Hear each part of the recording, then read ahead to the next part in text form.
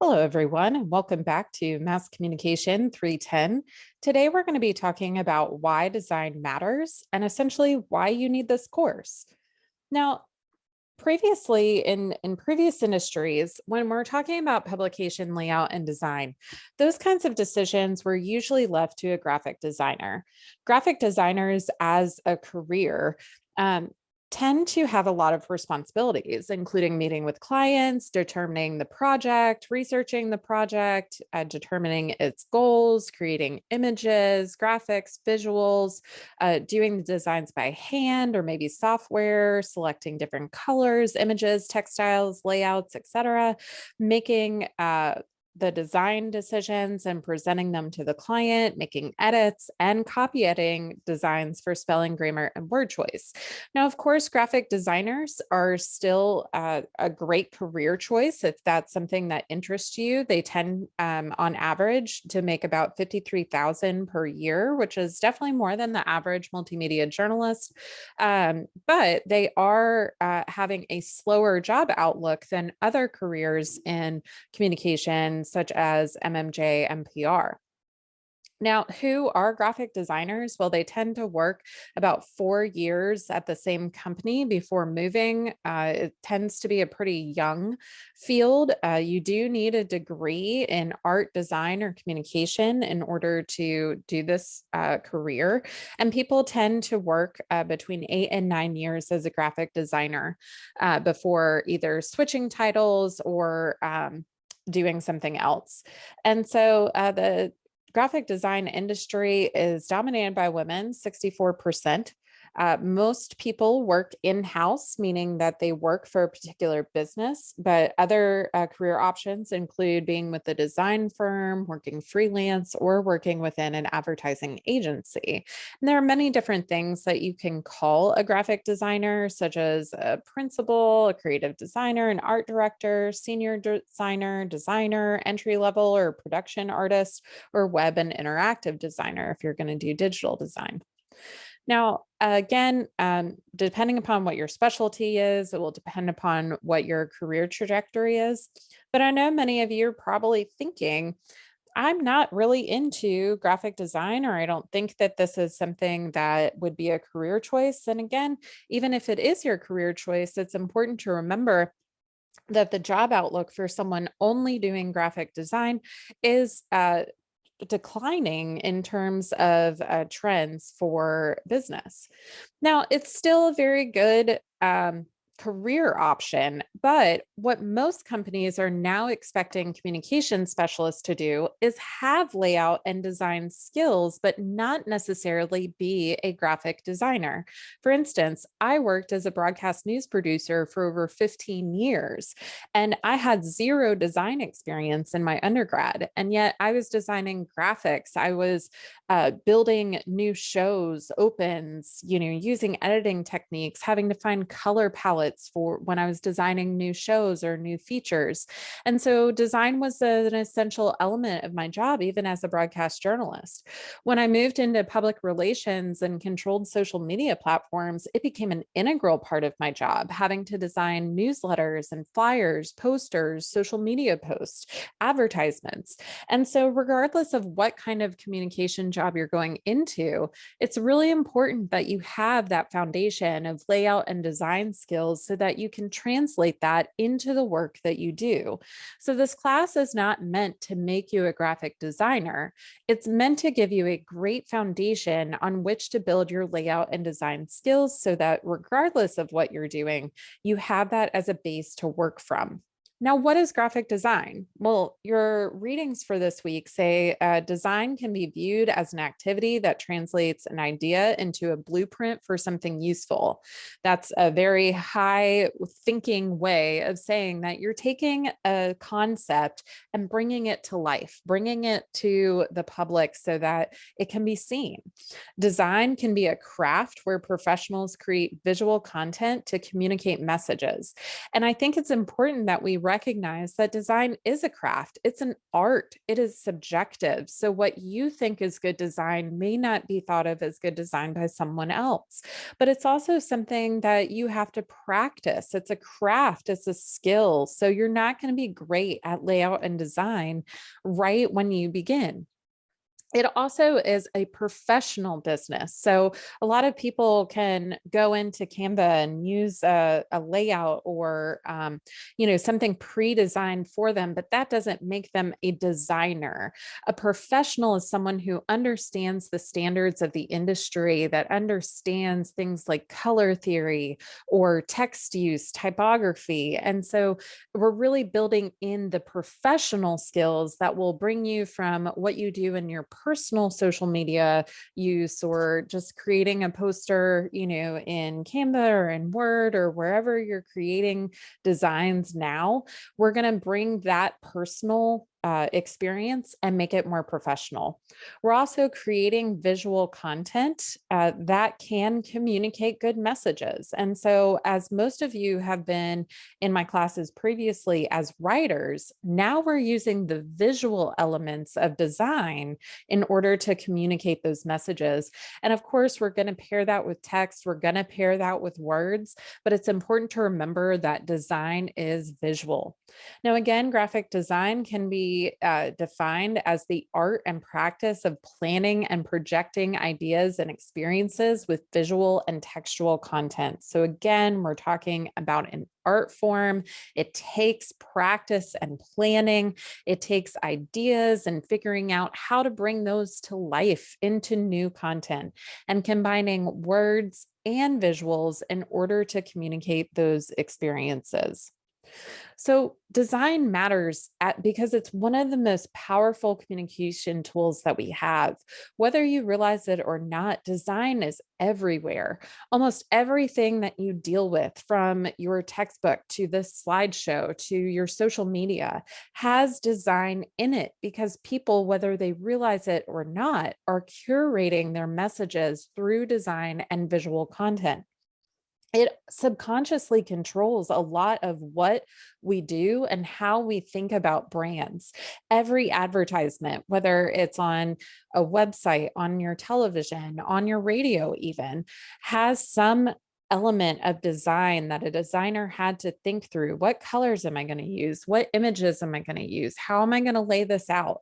And so it's really important that we take a step back and think about design being ubiquitous, being everywhere around us. And it's important that you know how to master design techniques in order to make you a better communicator. So here's one example of how design can really affect you. There's this door on the 10th floor of the Vox Media office that I hate so much. God damn it. You ever get this door wrong? Pretty regularly. Have you seen people misuse it? All the time, every day. Constantly. I hate this door.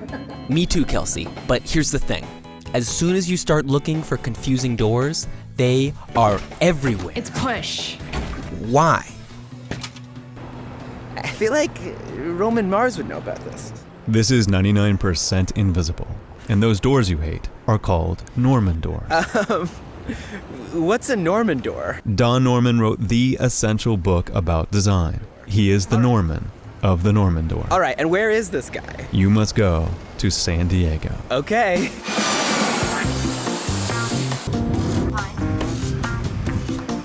Hi, Joe. Hey. I'm Don Norman.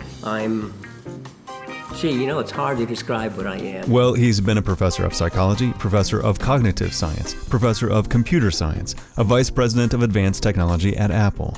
But for our purposes, I was spending a year in England, and I got so frustrated with my inability to use the light switches and the water taps and the doors even, that I wrote this book. If I continually get a door wrong, is it my fault? No. In fact, if you continually get it wrong, it's a good, and if other people continually get it wrong, good sign that it's a really bad door. a Norman door is one where the design tells you to do the opposite of what you're actually supposed to do, or gives the wrong signal and needs a sign to correct it. Why does it need an instruction manual? That is, why do you have to have a sign that says push or pull? Why not make it obvious? It can be obvious if it's designed right. There are a couple of really simple, basic principles of design, and one of them I'll call discoverability. When I look at something, I should be able to discover what operations I can do. The principle applies to a whole lot more than doors. And it's amazing with many of our computer systems today. You can look at it, there's no way of knowing what's possible. Should I tap it once or twice or even triple tap? So discoverability, when it's not there, well, you don't know how to use something. Another is feedback. And so many times there's no feedback. You have no idea what happened or why it happened. And these principles form the basis of how designers and engineers work today, commonly known as user or human-centered design. I decided at one point the word user was a bit degrading. Why not call people people? And it's amazingly simple and amazingly seldom practiced. We call it iterative because it sort of goes around in a circle. We go out and we observe what is happening today. We observe people doing the task. And from that we say, oh, we have some ideas. Here's what we should perhaps propose to do. Then you prototype your solution and test it. Quite often these are wrong at first, but each time we go around the circle, we do a better job of making the device until the point we're actually making something that really works. So this is, of course, talking about doors as design, but we also know that all of our advertisements and things that we are seeing in our everyday life are designed as well. And the same principles of discoverability and feedback, and really observing how people use things, interact with them. It's important for us to remember that within our design choices as well. So good design brings attention, information, persuasion, and loyalty from your viewer or readership.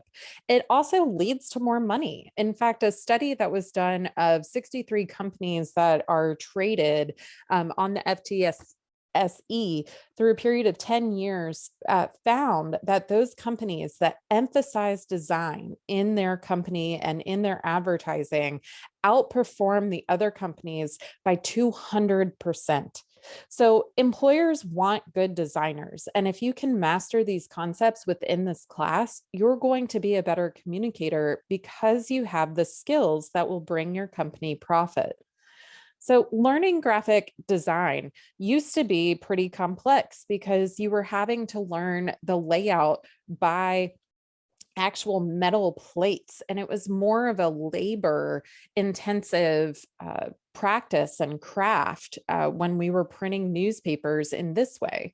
Now, of course, we know that we started developing computer softwares to help us design, and they used to be pretty basic. I mean, I remember having to learn Illustrator and InDesign with interfaces that looked like this, and they were really clunky. Now we have everything at our fingertips. You can do so much through design programs like InDesign, Illustrator, Procreate, even Canva is a pretty basic tool, and yet you can do so much on it. You can even bring your design with you thanks to laptops and iPads. I can even design on my phone and often create social media posts just on my phone. And so we are really able to learn graphic design and think about the future of graphic design in new and innovative ways. And I think as we master the concepts of graphic design, it's not really about learning a platform. It's about learning the basic concepts, because as we've seen through these slides of different types of graphic design software, it's developing and changing, even so much that we are now designing in virtual reality. And so if you understand the basic concepts of graphic design, the fundamentals, then it doesn't really matter what program you're using. You'll be ready to adapt to anything. So this class deals a lot in design theory. In fact, the first half of your semester is all about design theory. We're first going to talk about how you build a brand, how you know your audience needs, creating a look, creating logos that really speak to your brand and what your company needs to communicate.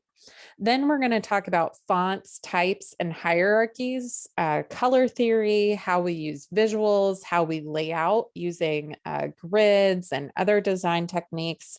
And it's not until we master design theory that we're even going to be using much of our software. You'll use it occasionally, but not very much.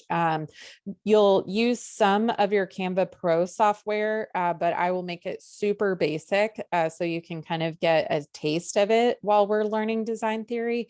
But we're not really going to get into the software and the capabilities until after midterms. So we will learn the software of Canva Pro and InDesign, two of the major platforms that companies are using now for design and layout.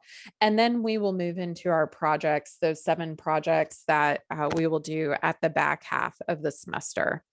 So now that you have finished your lecture videos for the week, make sure that you fill out your discussion post. The original post is due by Friday. Your replies to your peers are due by Sunday. Again, this one's pretty light, it's just introductions, telling us a little bit about yourself as well as your experience and what you're looking forward to. Also want to make sure for your homework that you have social media professional channels on Facebook, Twitter, Instagram, TikTok, LinkedIn, and Linktree. Make sure you are registering for your Canva Pro membership. If you have any concern about the price or the cost of that, please shoot me an email and we can see if we can help you out with anything. But again, for $13 a month for a period of about 4 months, it's not really that expensive when you compare it to the cost of a textbook. And so that's what I was trying to do by providing you the PDFs of your textbook so that you could afford the Canva Pro membership. But again, if you have any concerns about that, please reach out. I am always here for you no matter what your questions are. Make sure you do your readings before you start week 2 module. And I hope that you have enjoyed this first week and are looking forward to the semester. I know I am. Please reach out if you have any questions.